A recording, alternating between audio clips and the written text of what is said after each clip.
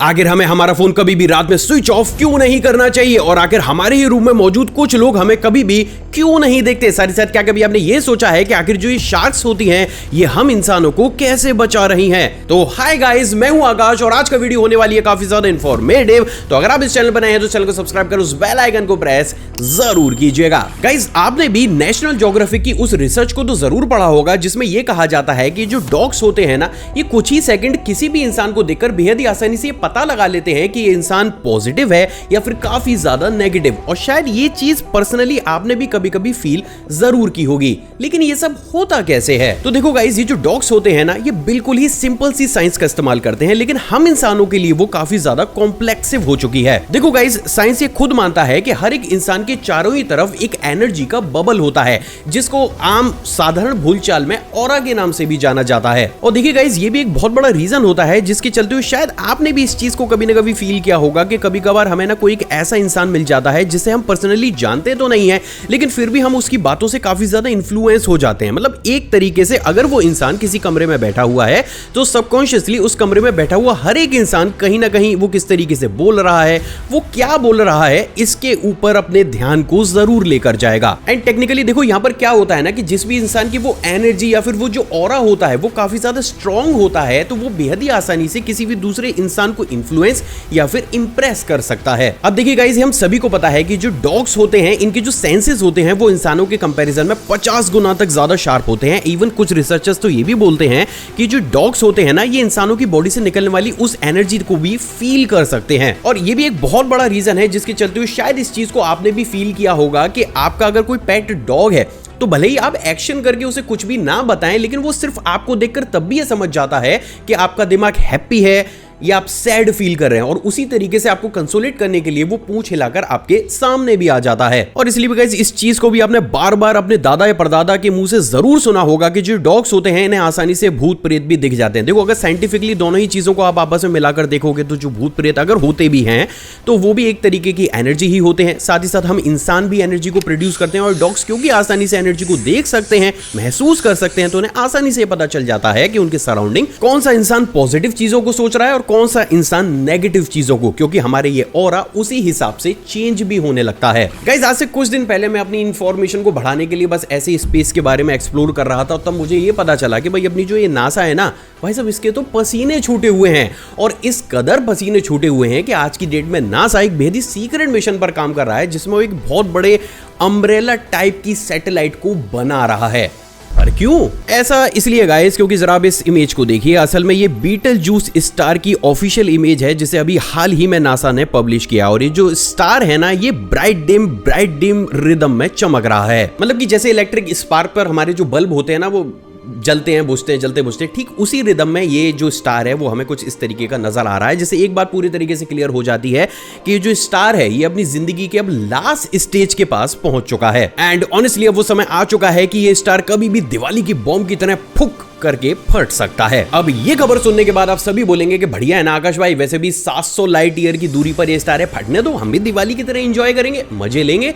तो गाइस देखो, ऐसा है ना कि ये मजा तो है, लेकिन ये मजा ना कुछ समय के लिए हम इंसानों के लिए सजा भी बन सकती है। कैसे, वो भी बताता हूं। असल में दोस्तों, ये जो एक्सप्लोजन होगा ना, ये काफी ज्यादा बड़ा होगा। ये इतना ज्यादा बड़ा होगा कि एक तरीके का सुपरनोवा भी क्रिएट करेगा। अब इससे देखो दो चीजें होंगी। पहला, जो हमारा दिन होगा ना वो काफी ज्यादा ब्राइट हो जाएगा, लेकिन बात अगर मैं रात की करूं तो कुछ महीने तक ना प्रॉपर अंधेरी वाली रातें नहीं होंगी। मतलब कि आपने वो देखा है ना कि जब रात होने वाली होती है तो प्रॉपर तरीके से अंधेरा भी नहीं होता, प्रॉपर तरीके से रोशनी भी नहीं होती है।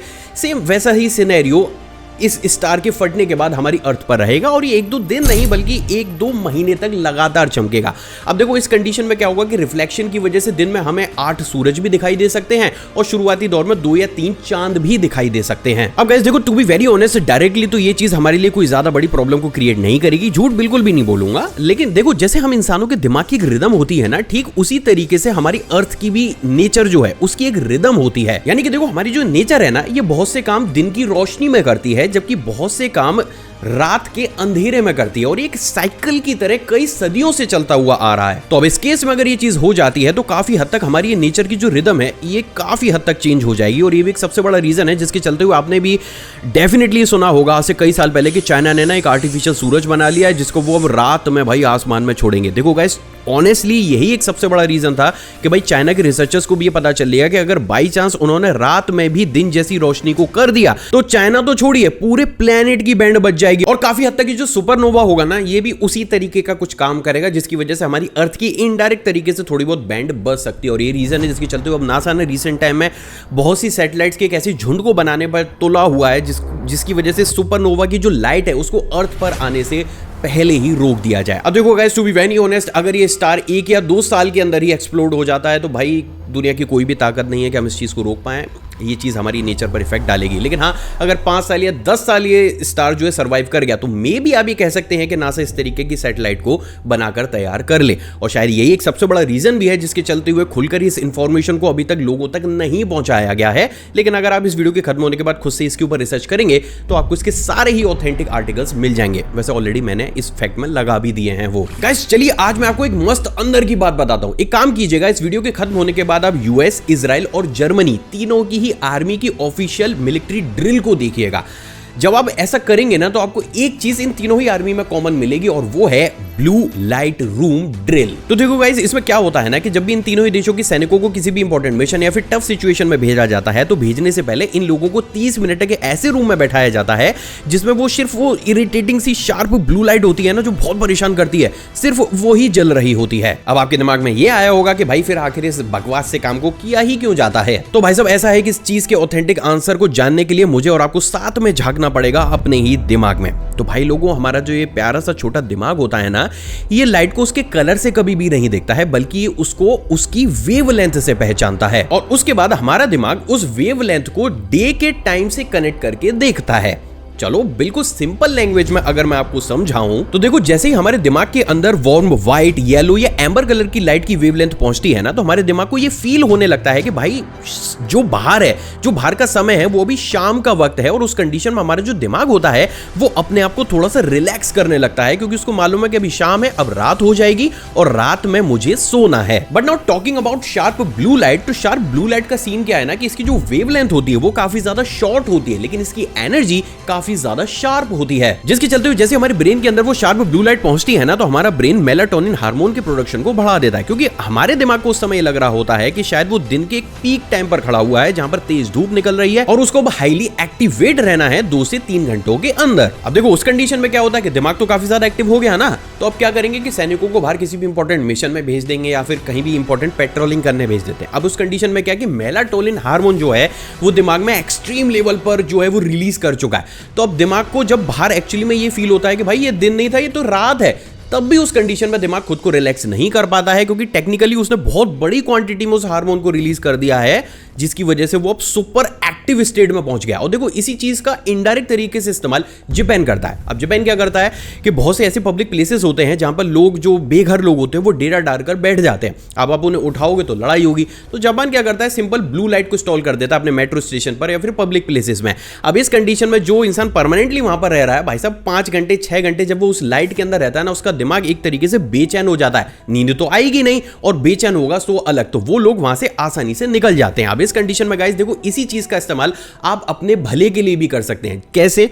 आपको स्कूल जाना है, एग्जाम देने जाना है, मीटिंग में जाना है या किसी इंपॉर्टेंट ऐसे काम में जाना है जहां पर आपको दिमाग को 2 से 3 घंटे तक ना बिल्कुल एक्टिवेट रखना है, नींद ना आए, परेशानी फील ना हो। तो उस कंडीशन में क्या करना कि सिर्फ एक ऐसा रूम बना लो, छोटी सी लाइट लगा लो ब्लू कलर की, सिर्फ ब्लू कलर की, और सिर्फ आधा घंटा वहां पर बैठ के जाइए। और मैं लिख के दे सकता हूं, आप इस वीडियो के कमेंट सेक्शन में वापस आकर मुझे खुद कमेंट करोगे कि भाई क्या बता दिया, मेरा दिमाग सुपर पावर वाली जो होती है ना एकदम खुल गया जैसे कहते हैं, उस कंडीशन में जाकर काम करेगा। तो होपफुली आप इस चीज को ट्राई करेंगे और अपनी लाइफ को थोड़ा सा अच्छा बनाएंगे। गाइस पिछली वीडियो पर हमारे भाई ने मुझसे ये पूछा था कि अगर कोई भी ऑब्जेक्ट या फिर इंसान 4th डायमेंशन में है तो वो हमें देख सकता है लेकिन हम उसे नहीं देख सकते, ये कैसी साइंस है? तो to be very honest guys, देखो ये कोई एक्स्ट्राऑर्डिनरी साइंस नहीं है, बल्कि ये बेसिक साइंस और मैथमेटिक्स के बेसिक प्रिंसिपल्स हैं, जिसको बहुत से रिसर्चर्स ने ऑथेंटिक प्रूफ भी किया है। और इन रिसर्चर्स में सबसे बड़ा नाम है एल्बर्ट आइंस्टाइन का। तो देखो गाइस, हम जो इंसान होते हैं ना, हम इस दुनिया को 3 डायमेंशन में देखते हैं। यानी कि जब भी हमारे सामने कोई भी ऑब्जेक्ट आता है, जस्ट लाइक आप मान लीजिए कि मैच बॉक्स का ये कवर, तो अब देखो इस कंडीशन में क्या होगा, हमें इसकी लंबाई, चौड़ाई और ऊंचाई तीनों ही चीजें दिख रही हैं।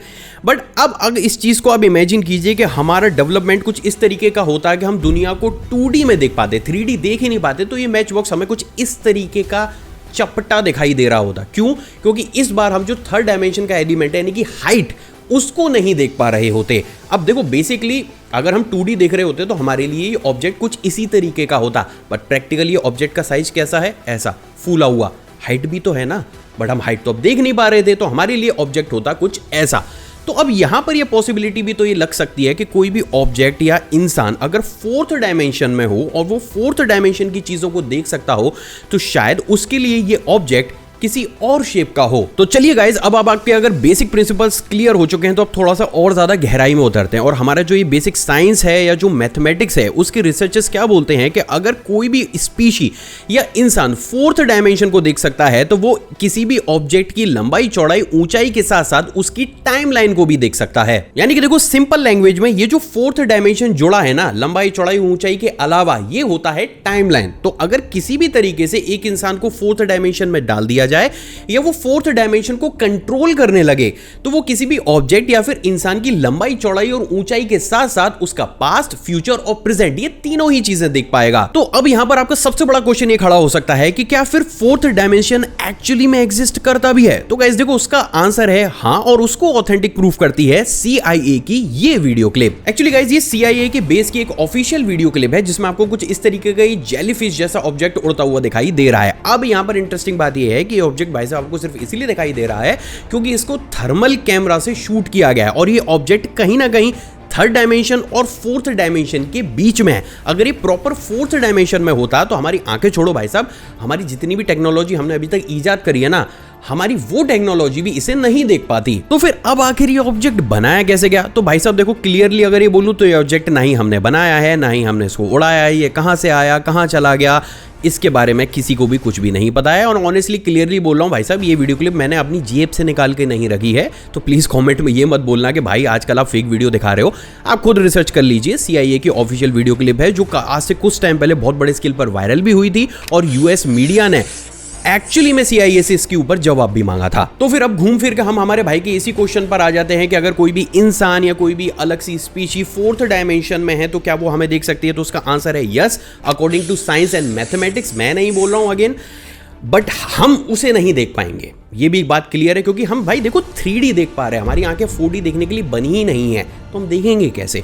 तो ऑनेस्टली अगर आपके रूम में कोई ऐसी स्पीशी या एनिमल है जो 4th डायमेंशन में रह सकता है, और क्योंकि वो 4th डायमेंशन में रह रहा है, तो टेक्निकली वो 3rd डायमेंशन तो देखेगा, तो वो हमें तो देख सकता है, लेकिन हम उसे नहीं देख सकते हैं। और ये हमारे साइंस के और फिजिक्स के बेसिक फंडामेंटल्स हैं, जिसको एल्बर्ट आइंस्टाइन ने ही प्रूफ करके दिखाया है।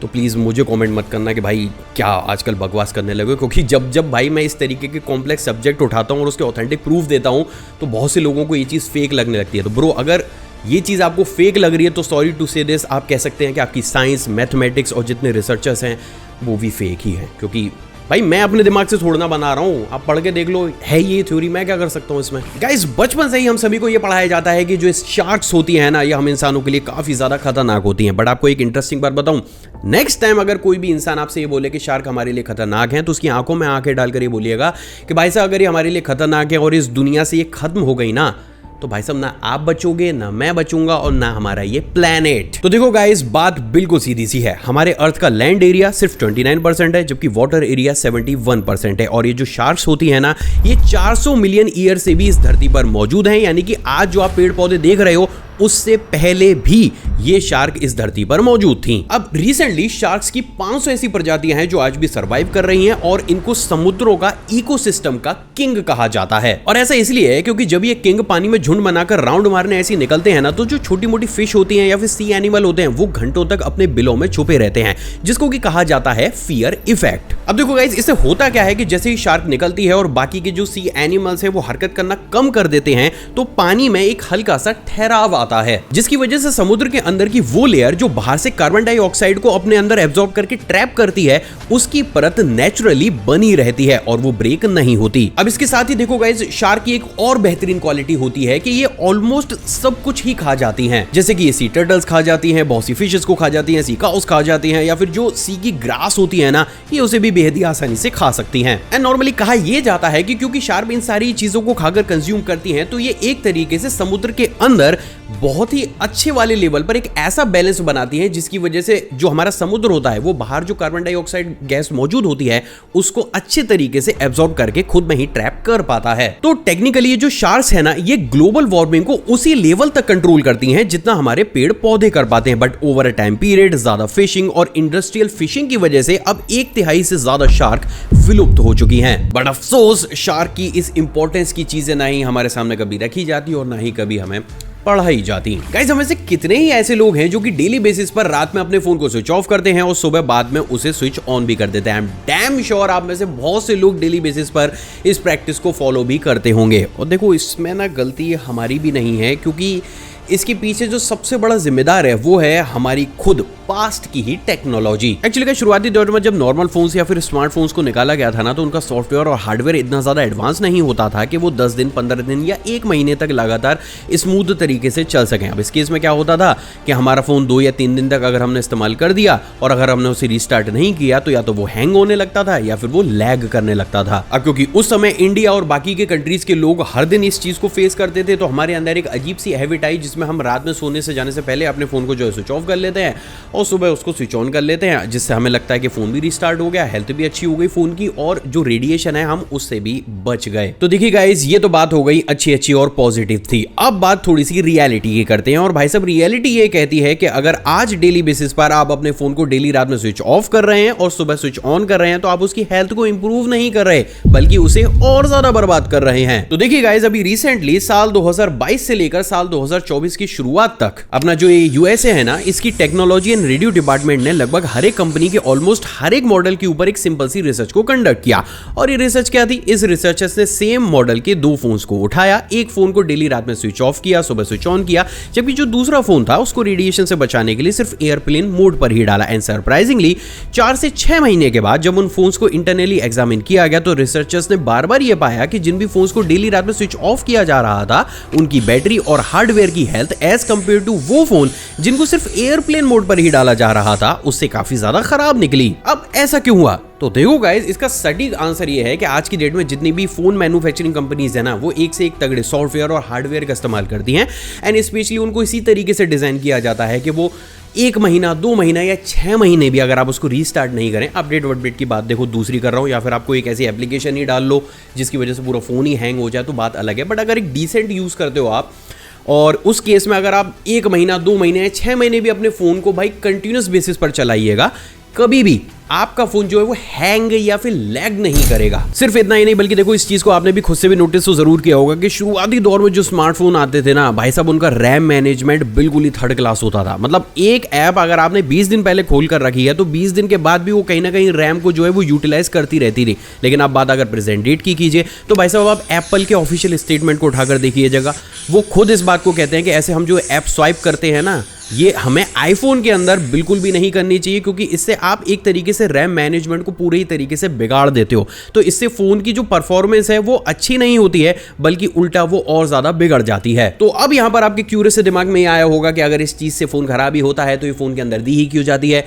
वैसे फोन के अंदर सिर्फ इसलिए दी जाती है ताकि अगर आपको हार्डली किसी एप्लीकेशन को तुरंत ही बंद करना है, नहीं आपको लग रहा है कि एप्लीकेशन आपके डेटा को लीक कर रही है या इसी एप्लीकेशन की वजह से फोन लैग कर रहा है, सिर्फ उस केस में आपको इसको स्वाइप अप करके बंद करने का ऑप्शन दिया जाता है। इसलिए ऑप्शन आज भी फोन के अंदर अवेलेबल है, वरना आप एंड्रॉइड के या फिर जो एप्पल है उसके ऑफिशियल स्टेटमेंट को उठाकर देख लीजिए। खुद उनके एक्सपर्ट्स ये कहते हैं कि ऐसे स्वाइप अप करके आप रैम को और ज्यादा कॉम्प्लेक्स कर देते हो फोन की परफॉर्मेंस और बिगड़ जाती है इससे। और ये वो सबसे बड़ा रीजन भी है जिसके चलते हुए आप किसी भी फोन मैन्युफैक्चरिंग कंपनीज के ऑफिशियल स्टेटमेंट को उठाकर देखिए, वो सभी आपसे ये बोलते हैं कि अगर आप वीक में सिर्फ एक बार या मैक्सिमम 2 बार अपने फोन को रीस्टार्ट कर देते हैं तो इससे आपकी फोन की परफॉर्मेंस और बैटरी लाइफ अननेसेसरी दूसरे लोगों के कंपैरिजन में काफी ज्यादा इंप्रेसिव रहती है। अब इसी के साथ ही गाइस अगर अब दूसरे रीजन को भी जोड़ दिया जाए तो वो है phone hacking. Actually guys recently USA की नेशनल सिक्योरिटी एजेंसी एनएसए ने ऑफिशियली स्टेटमेंट दिया था कि हम सभी को वीक में एक बार अपने फोन को रीस्टार्ट जरूर करना चाहिए। अब देखो ऐसा क्यों है और क्यों इस चीज को मैंने रात वाले फोन स्विच ऑफ करने से जोड़ा हुआ है वो भी अभी मैं आपको समझाता हूं। बेसिकली गाइस देखो आपने बहुत सी मूवीज में ये देखा होता है कि दूर बैठा एक हैकर है कि ऐसा बस बटन दबा देता है और हमारा फोन हैक हो जाता है, बट प्रैक्टिकली ग्राउंड लेवल पर देखो ये सिर्फ बकवास है, ऐसा कुछ भी नहीं हो सकता है। दूर बैठा हुआ हैकर सिर्फ एक बटन दबाकर आपके फोन को हैक नहीं कर सकता, उसको स्टेप बाय स्टेप आपके फोन का जो कोड है उसको डिकोड करके आपके फोन को एक्सेस करना पड़ता है, क्योंकि आजकल हमारे फोन की जो सिक्योरिटी है भाई सब ऑनेस्टली वो काफी ज्यादा क्या कहूं शार्प है। तो अब इस केस में क्या है कि अगर आप अपने फोन को सिर्फ एक बार ही हफ्ते में रीस्टार्ट कर देते हैं तो जो हैकर्स ने जितनी भी मेहनत आपके फोन को हैक करने में की होती है वो एक ही झटके में साफ हो जाती है। यानी कि अगर आप ये मान लीजिए कि हैकर ने कई घंटों तक लगाकर आपके फोन को हैक करने का ट्राई किया है और वो 70% उस प्रोसेस को कंप्लीट भी कर चुका है, लेकिन जैसे ही आप अपने फोन को रीस्टार्ट करेंगे वो 70% की उसकी अचीवमेंट एक ही झटके में 0% पर आ जाएगी। लेकिन यहां पर देखो गाइस हमें ये चीज थोड़ा सा ना अपनी कंट्री के हिसाब से सोचनी होगी। हम विदेशों में नहीं रह रहे हैं, हम इंडिया में रह रहे हैं और आप रिपोर्ट उठाकर ये देखिए कि इंडिया में मैक्सिमम जो फोन हैकिंग है वो किन कंट्री से की जाती है। उसमें मिलेगा आपको नॉर्थ कोरिया, पाकिस्तान या फिर चाइना। अब इन तीनों ही कंट्रीज के टाइमलाइन को उठाइए या टाइम जोन को उठाकर देखिए, इनका जो समय है ना वो कुछ घंटे हमसे आगे है या फिर कुछ घंटे हमसे पीछे।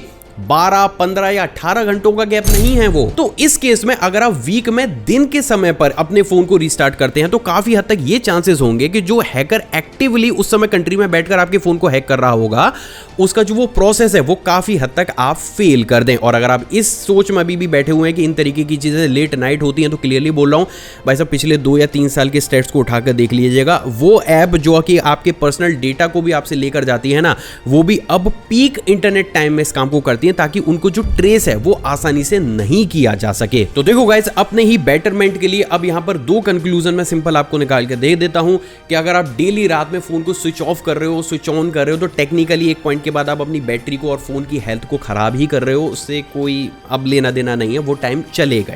ठीक है, तो आपको अगर रेडिएशन से ही बचना है तो आप एयरप्लेन मोड पर लगाइए और वीक में अपने फोन को पीक इंटरनेट यूजेस के टाइम पर एक बार रीस्टार्ट कर लीजिए, जैसे दोपहर में 12 बजे या फिर 2 बजे। तो इस केस में क्या होगा कि अगर कोई ऐप है या कोई भी एक ऐसा इंसान है जो उसी समय एक्टिवली आपके फोन के साथ कुछ छेड़छाड़ करने की कोशिश कर रहा होगा तो उसकी पूरी प्रोसेस खत्म हो जाएगी। साथ ही बहुत से ऐसे वायरसेस भी होते हैं जो रैम ऑपरेटेड होते हैं, तो अगर आप दिन के समय उन्हें किल करेंगे वो बहुत ज़्यादा बेटर होगा, क्योंकि अब वो समय नहीं है कि जब फोन रात में हैक हुआ करते थे। बाकी गाइस देखिए आपकी मर्जी है, जो ऑफिशियल स्टैट्स हैं वो मैंने आपके सामने रख लिए। तो अगर आप ये 2 प्रैक्टिस फॉलो करते हैं फॉर श्योर 5 महीने या 6 महीने के बाद ही आपको फ़ोन के अंदर जो है परफॉर्मेंस का जो कहता हूं कि बेटर परफॉर्मेंस दिखने लगेगी। अगर 1 से 2 फोन है तो आप अपने घर में भी ट्राई कर सकते हैं। एक को फोन को स्विच ऑफ कीजिएगा और एक अपने फोन को स्विच ऑफ मत कीजिएगा। आई होप गाइस जो मैं आपको समझाना चाहता था आपके बेटरमेंट के लिए आपको समझ में आ गया होगा। अगर आपको ये वीडियो पसंद आई है तो इस वीडियो को लाइक कीजिएगा। इस वीडियो ने आपकी लाइफ में कुछ भी अगर वैल्यू को एडिट किया है तो चैनल को सब्सक्राइब करो, उस बेल आइकन को प्रेस जरूर कीजिएगा। मुझसे इंटरेक्शन को बढ़ाना चाहते हैं नीचे कमेंट सेक्शन में कमेंट कीजिएगा। एक और फ्रेश कमाल एपिसोड में आप सभी से दोबारा मुलाकात होगी दोस्तों। जय हिंद।